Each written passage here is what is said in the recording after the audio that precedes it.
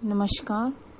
आज हम बात करेंगे कुछ रहस्यों की और ये इसका पार्ट 1 है। मानव शरीर में शक्ति के 3 महाकेंद्र हैं। आज उन्हीं 3 महाकेंद्रों के बारे में हम चर्चा करेंगे। वैसे तो मानव अपने या कोई भी मनुष्य अपने दैनिक कार्यों में ही व्यस्त रहता है। धन कमाना, दैनिक गतिविधियां करना, खाना पीना, सोना या भक्ति भाव से माँ की साधना या आराधना करना।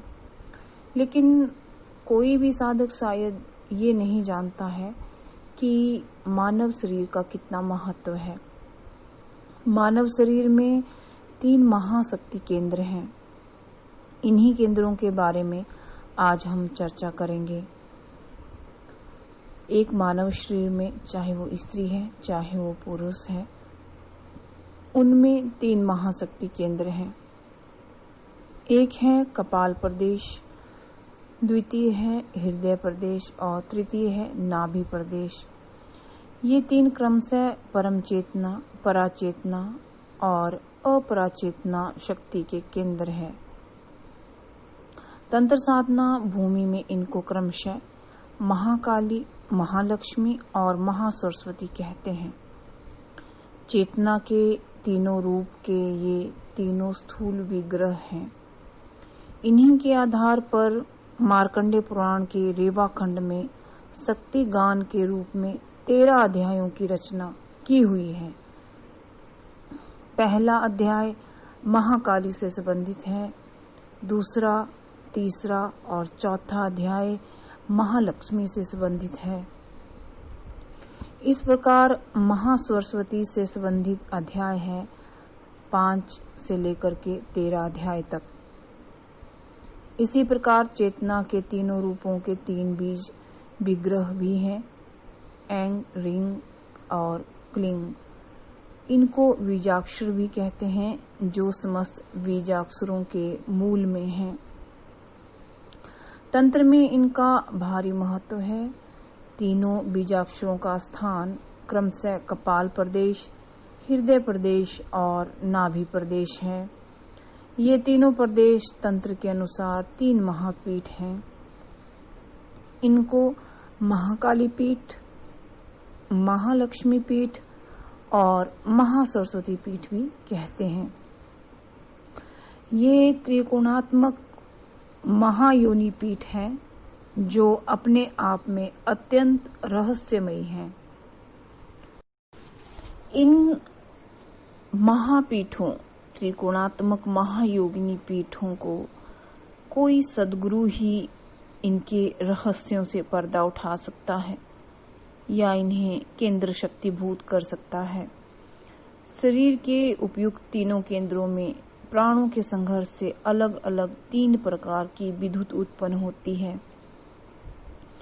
कपाल प्रदेश की विद्युत के द्वारा मस्तिष्क कोशिकाओं में विद्युत चुंबकीय तरंगें उत्पन्न होती हैं और मस्तिष्क की ऊष्मा बराबर बनी रहती है, जिसके फलस्वरूप मस्तिष्क या हमारा दिमाग सोचता है, समझता है या विचार करता है और बनी रहती है एक क्रियाशीलता। ये हमें हमेशा एक्टिव रखता है। हम अपने कार्यों में इसी प्रदेश यानी कि कपाल प्रदेश के कारण ज्यादा क्रियाशील होते हैं या एक्टिव होते हैं।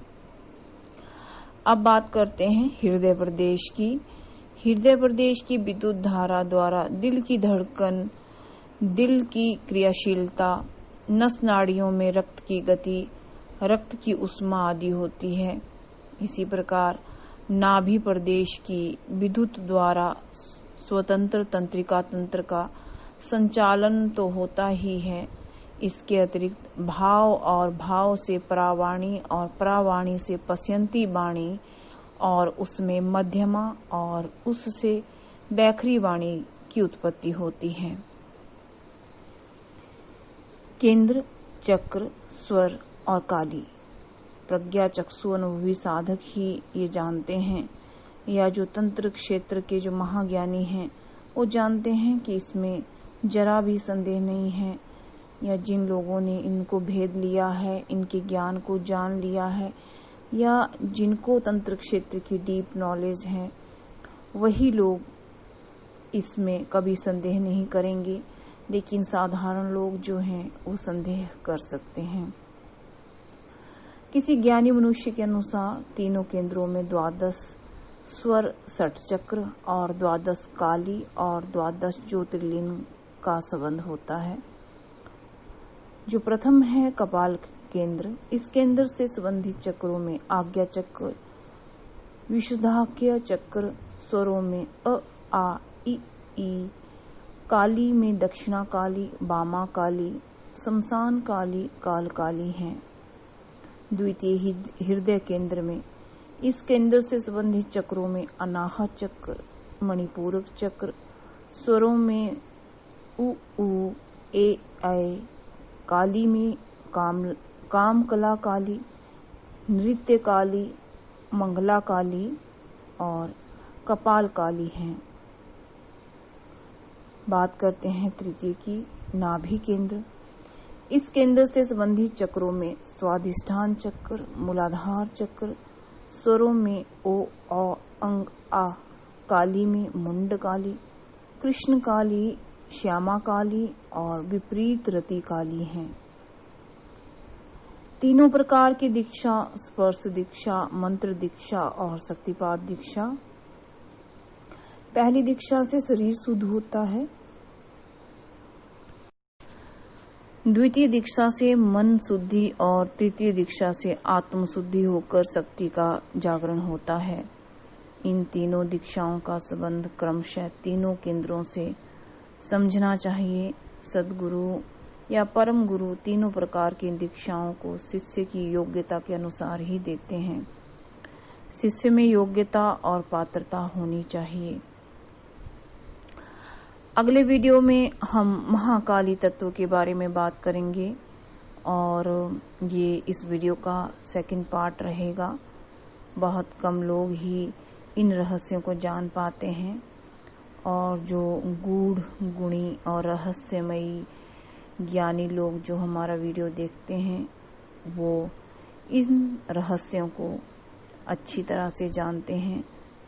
ये अलग बात है कि साधारण मनुष्य या जो इस आध्यात्मिक क्षेत्र में नए नए कदम रख रहे हैं या साधारण साधनाएं या साधनाओं के परम चरण में जो हैं या जो प्रथम चरण में जो हैं वो लोग इन बातों को नहीं समझ सकते हैं। लेकिन मैं चाहती हूँ कि जो थोड़ा बहुत ज्ञान हमें है या जो हमने कहीं से पाया है वो आप सभी लोगों के साथ शेयर करें। आज नहीं, कल नहीं, लेकिन कभी न कभी आपको ये ज्ञान जरूर समझ आएगा। नमस्कार।